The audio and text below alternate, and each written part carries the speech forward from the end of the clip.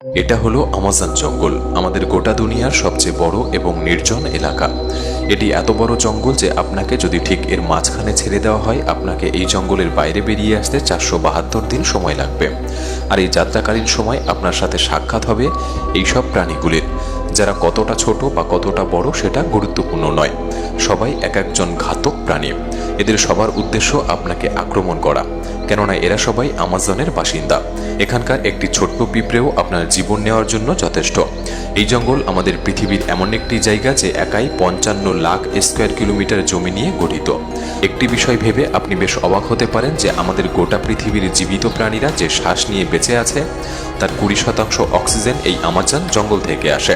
40,000 প্রজাতির গাছপালার এই জঙ্গল, যেখানে প্রকৃতি একমাত্র রাজা। তাই আজকের ভিডিওতে আমরা আপনাকে আমাজন জঙ্গল সম্পর্কে এমন সব রহস্য দিতে চলেছি যা এর আগে আপনি হয়তো কখনো শোনেননি। যদিও আমাজন রেইন ফরেস্টের আয়তন 55 লাখ স্কোয়ার কিলোমিটার, কিন্তু আপনি যদি এর সীমানা বরাবর হেঁটে যাওয়ার কথা ভাবেন তাহলে আপনাকে 9,500 কিলোমিটার অতিক্রম করতে হবে।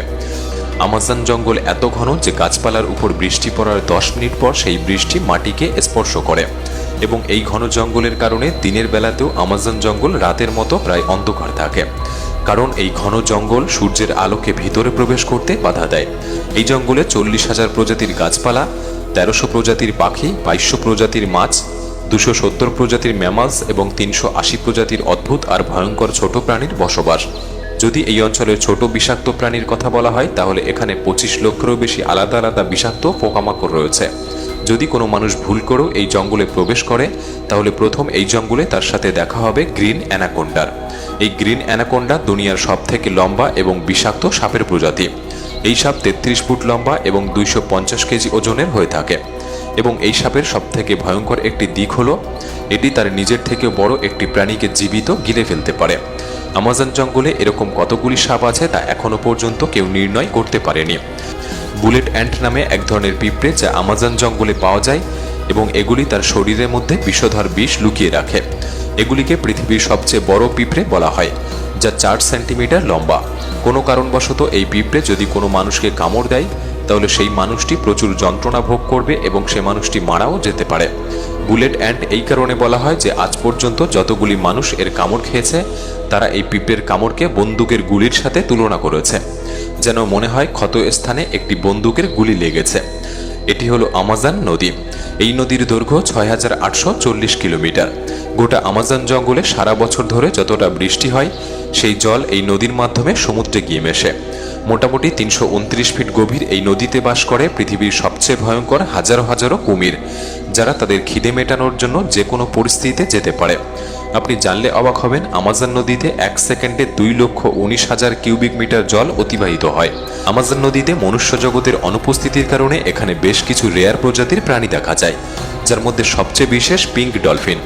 মোটামুটি 9 ফুট লম্বা এবং 200 কেজি ওজনের এই ডলফিনগুলি অন্য সব ডলফিনের থেকে দ্রুতগতি সম্পন্ন, এবং এদের বুদ্ধি অন্যদের থেকে বেশি হয়ে থাকে, কারণ এদের মস্তিষ্ক অনেক বুদ্ধিসম্পন্ন হয়ে থাকে।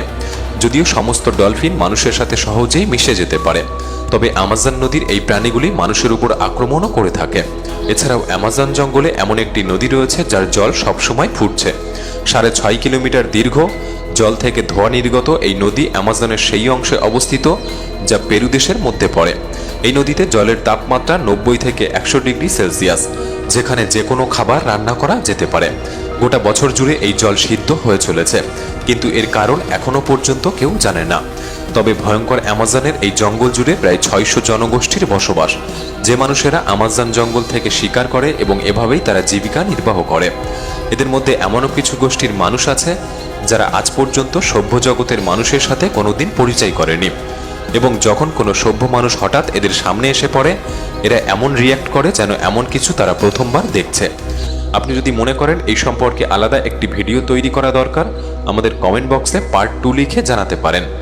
আজকের এই ভিডিওটি ভালো লাগলে একটি লাইক করতে পারেন। তাহলে দেখা হচ্ছে পরবর্তী নতুন একটি এপিসোডে। ধন্যবাদ।